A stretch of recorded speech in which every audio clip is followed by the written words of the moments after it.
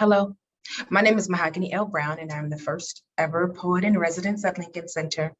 I'm so excited to present today to you the discussion between V, formerly Eve Ensler, Yolanda Sealey Ruiz, and Idrissa Simmonds in the panel themed, Are You Doing the Work? This is penned after the amazing quote from the amazing author, Audre Lorde, who asked in a poem, who asked in her essays, how are you doing the work? How are you showing up? The intersection between artist and mother is a difficult one. This intersection requires an active role from the mother body, the provider as mother, the healer as mother, mother to mother. But is there a balance between these consistent roles of need? Are there ways in which we hold ourselves up to the light and are revered in the splintered glint of it all? The wear of the woman body, the worn of the maternal hands, the shine and the sleeplessness, the love and the thanklessness, the birth and the rebirth, the sustenance tethered to our own becoming. Because what well waters itself? Who feeds the growling stomach of the gatherer? When is care for the self less about self-indulgence and more about sustenance and sustainability? Internal work is a mandatory evaluation process to elevate our growth as human beings. It is a heavy lifting without the instant gratification. It lives in the work of V, a playwright, a writer, an activist. It lives in the writing of Idrissa Simmonds, a novelist, a life coach, and a community curator. It lives in the teachings of Dr. Yolanda Sealey Ruiz, a professor, a poet, and a community advocate. It lives in our efforts, our many efforts. To be human and err is to be human and fail at giving up. To bear witness to failure and gather the good of a people for the future of the future is an unspeakable act of grace, is a culmination of faith. Faith in the land, faith in the hands, faith in the breath, faith in our own bones, the ability to break, and the promise to mend. I hope you enjoy this conversation. I hope you get something from this conversation. Thank you so much for joining us. Audre Lorde brilliantly penned the simple inquiry, are you doing the work? And I'd like to begin thinking about the ways in which you all have arrived to this space. What internal work was mandatory to assure you could serve your highest purpose? And how do you align your art to serve the people?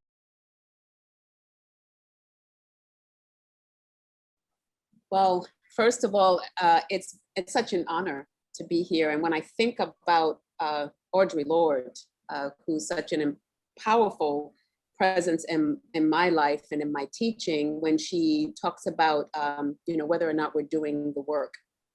And I think about what that means for me. I think about the internal self-work that has had to happen.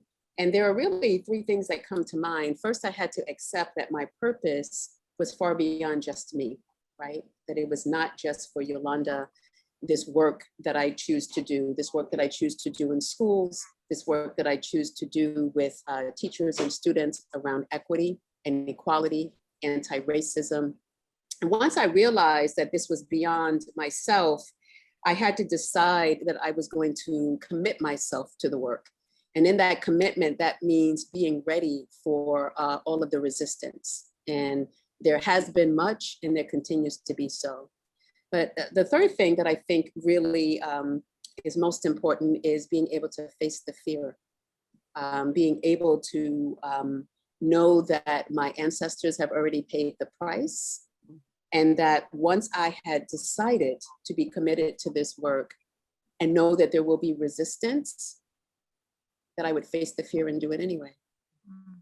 So that's really what it means for me to do this internal work in terms of doing the work in the world, being inspired by what Sister Lorde said, and living my life openly and as freely as possible to make some sort of change. That's what comes to mind.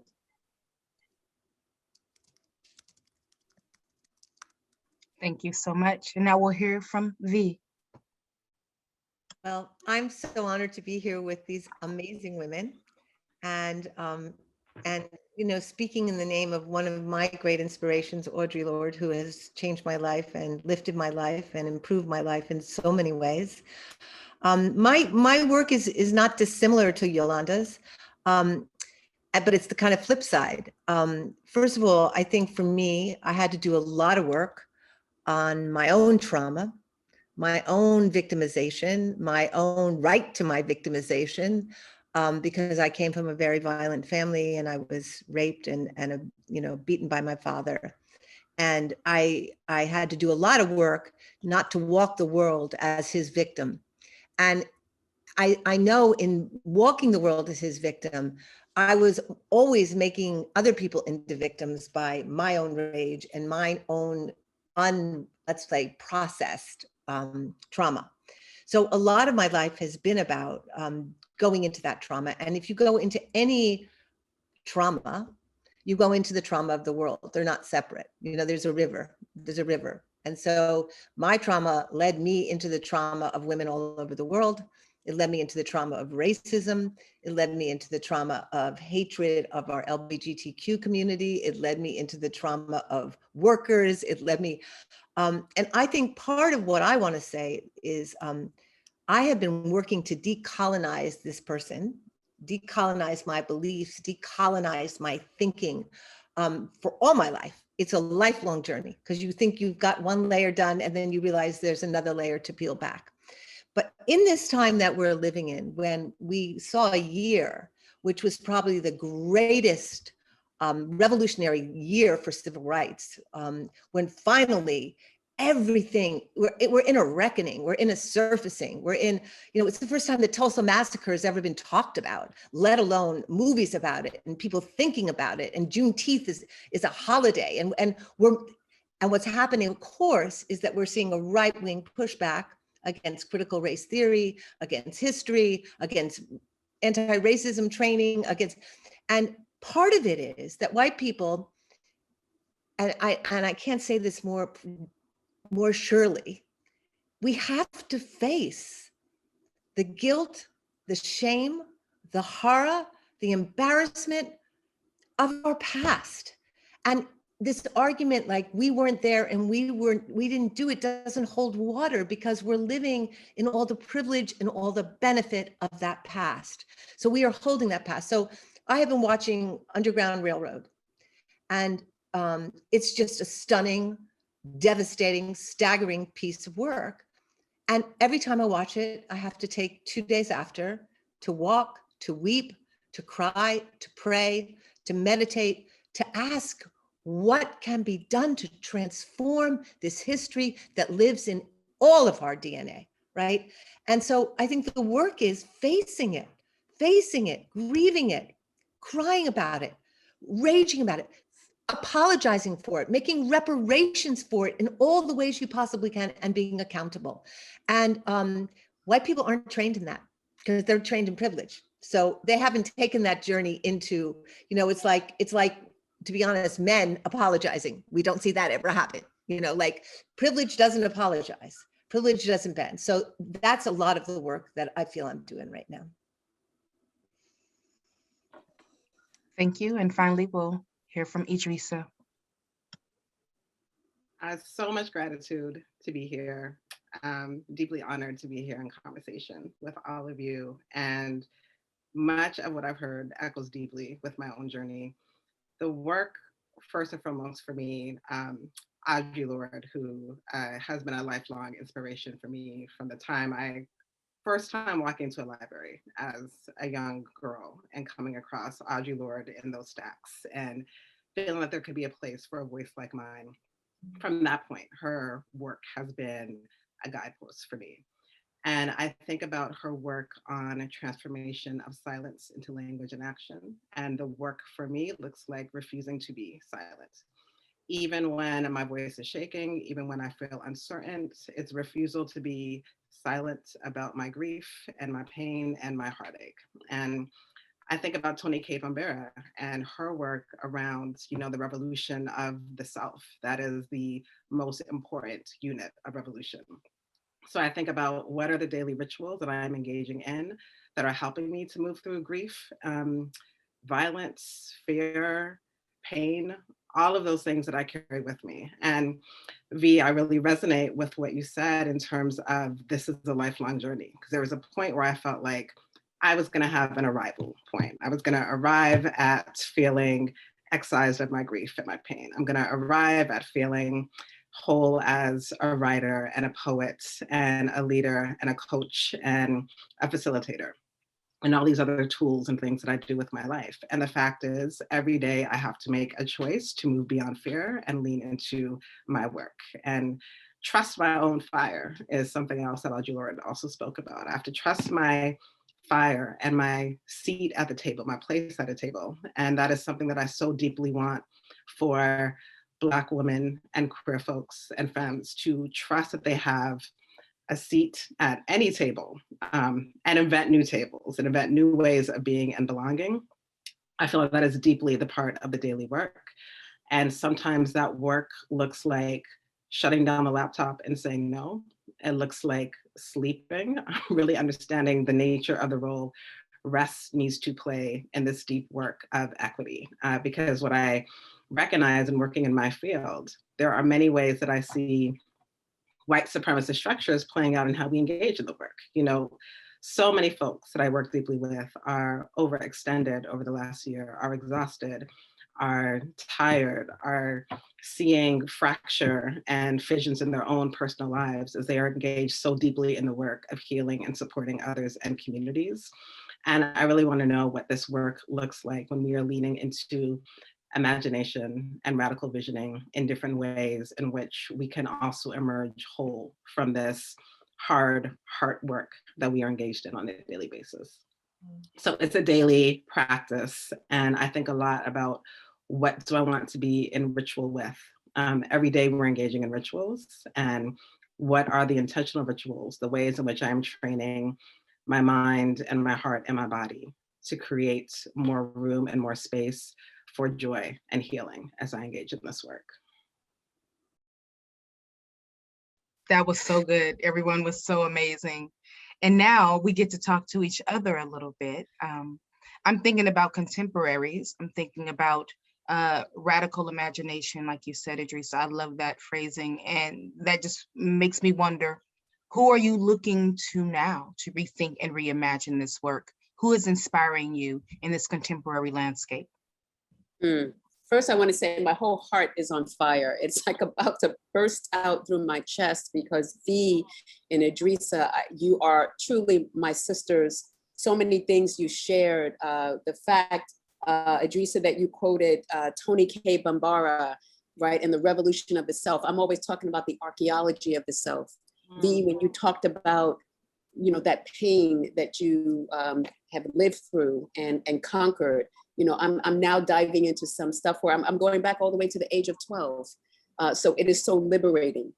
And so, Sister Mahogany, when you ask who are our contemporaries, most of my contemporaries actually are ancestors at this point. I fellowship with them, Sister Toni Morrison, Brother Malcolm X, who I affectionately, James Baldwin affectionately called Uncle Jimmy, and actually Maya Angelou are the ones that I turn to when I'm doing this work. When I have even an inkling of fear, I think about them. But also, not to put you on the spot, I'm gonna be honest with you, Mahogany, you are giving me life in my own writing during this time. Chlorine Sky, the work that you are doing is giving me permission to think about, as I'm writing this story, how do I write it maybe in poetry, in prose? I look at you, I look at the work of certainly Jackie Woodson, I look at some brothers, I look at the work of Jason Reynolds, and all of you are giving me permission to tell my story, to tell it boldly. And as I move in this world to do this work, I have to do it boldly. I have to do it without fear, and I have to be healed while I'm doing it. So that's where I am. And when I think about a quote that kind of gets me back on track every time, the inspiration has to be James Baldwin. And I want to just thank V, you and Idrissa, because I think in many ways you embody this. His quote says, "Not everything that is faced can be changed, but nothing can be changed until it is faced." And that is really how I live my life, to have the courage to face white supremacy in the face, to face racism, to face the inequity that has been built in the system for 400 years and counting, and to know that I'm not alone when I do it, that I have a cadre of ancestors and contemporaries like right by my side. So thank you. Thank you. And I pass the mic. Can I pass the mic to you, V? Thank you so much, Yolanda. Oh my God, I feel like this is ridiculous that we only get to talk 20 minutes because I love you guys. You're just the most beautiful people. Wow. Okay. Well, the first being is that inspires me is my mother, the earth. And I turn to her not only every day, but every minute, because I live in the woods. And she is my guide. She is my teacher. She is my inspiration. I swear to you, the trees are my friends. They're my ancestors. I'll tell you the story. There was a tree here that was dying. So I was told by a lot of these wonderful men who helped me with this place that I live. And they were like, it has to come down. It's going to collapse on the house. And I've lived now here a while where I can really feel what the trees feel. They talk to me. They tell me things. And the tree said to me, I'm not dead. Don't cut me down. Just take part of me off so I can be better. So I said to them, you can't take the tree all the way down. Take a little bit off the top. Take the top off. And they were like, but no. I said, no. The tree has told me, right? Anyway, they took off the top, and the tree is this bushy-haired, wild, amazing, green, sprouting volcano of life, right?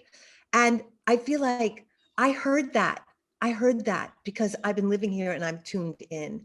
So that is a great inspiration for me. Great inspiration. I think young poets, young artists, young dancers, young arts of all really inspire me. Brian Stevenson inspires me. People who are working on transforming suffering into make the alchemy of apology, the alchemy of forgiveness, the alchemy of restorative justice. All the people working there really inspire me because I want to get out of punishment. I want to get out of, punishment's just over. It's over as a concept, right? I'm really inspired mainly by the sisters that I work with around the world. I have the privilege of working in 120 countries.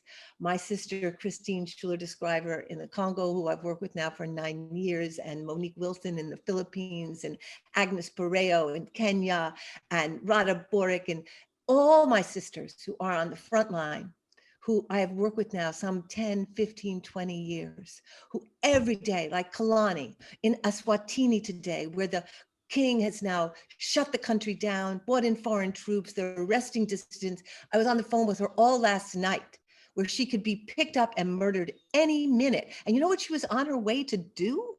She was in her car because her friend had given birth with no hospital, and she had died in birth. And she was taking her car to go and get her baby in the face of dying, right? These are the people. These are the women. These are the women who I am in sisterhood with, in movement with, in revolution with, who just, if I have a problem, I don't have one, right? Like I have gratitude. There's a wonderful expression this woman said to me once in New Orleans. I said, how are you? And she said, great and grateful. I'm great and grateful. And that's just my life model. So I mean, obviously there's many ancestors I can draw on, as you were saying, from Toni Morrison to James Baldwin, who is one of my profoundest inspirations. But I really feel we are living in one of the most creative, inspired moments that I've ever lived through in my lifetime. And young people are just alive with it. So I feel blessed. To be in a movement with them and art with them and all the ways.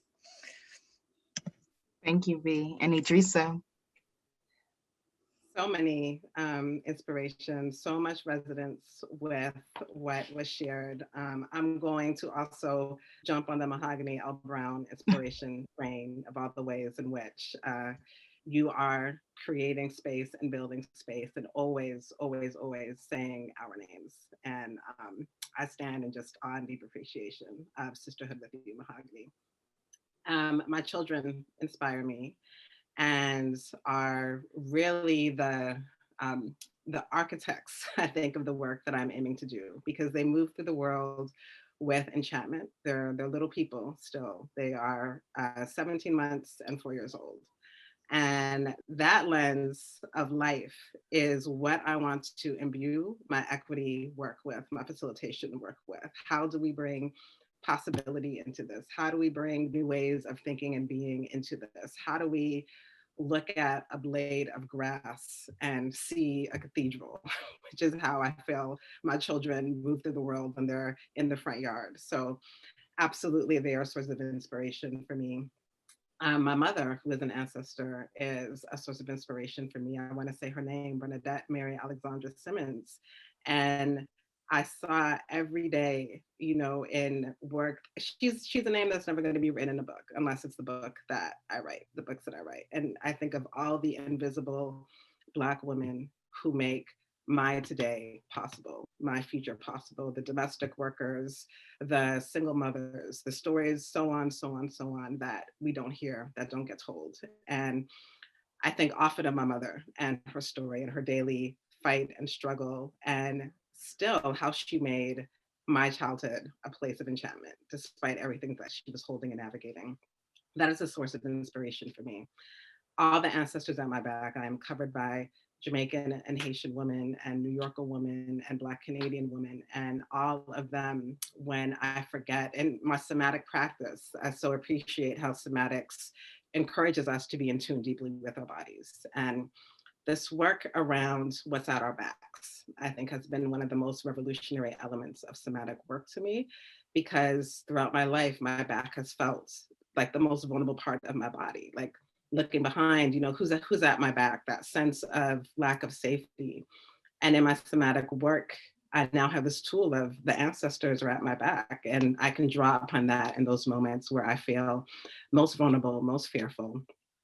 I think about who I am in the work with and the importance of finding that set of people, like you named, V, who are in it with me and who show up for me in ways that have led me to just deepen my belief in myself. Because like, I know the ways in which I admire these folks, and for them to see within me, like, yes, I want to link arms with you and do this work with you. I want to be a comrade with you in this work. It's like, all right, I'm gonna rise to that occasion. I'm gonna be the Idrissa they believe me to be doing this work with me. So I want to say the names of some folks that I have recently been engaged in some of that work with. So just want to call out Rhonda Broussard, Trey Johnson, Jamie Lynn Salonga Bailey, and Pau Duta Flying Earth, Godfrey Plata, Morales Hood, Renata Soto, Macy Chin, Adam Faulkner, and Karen Allen for engaging deeply in the work with me over the last several months.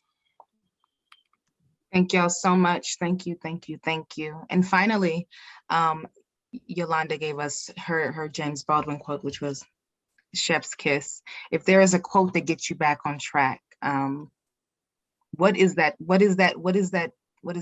quote? What is that sentence? What is that moment, that refrain? Something sings to you to pick up the pieces, to gather yourself and to return to this hard work. What would that quote be for you, Idrissa? It's actually a mantra that I developed for myself over this last year, and it is: be in my purpose, be in my peace, be in my power. Be in my purpose, be in my peace, be in my power. All right. Thank you. V, how about you? There's two things that I've written. One is a guiding principle, which is give what you need the most in order to heal the broken part inside. And if I follow that, like when I go into a situation going, oh my God, I want this or this or this to come my way, it never works out. But when I go into a situation and give people what I want the most, I heal. I heal. you know, and I think I just want to say that to white people, like, this is a really good thing to practice, because you basically own the store, okay? Right? So you don't need to have more. And you basically can afford to give what you need the most, or what you think you need the most, because when you do, you feel so much better.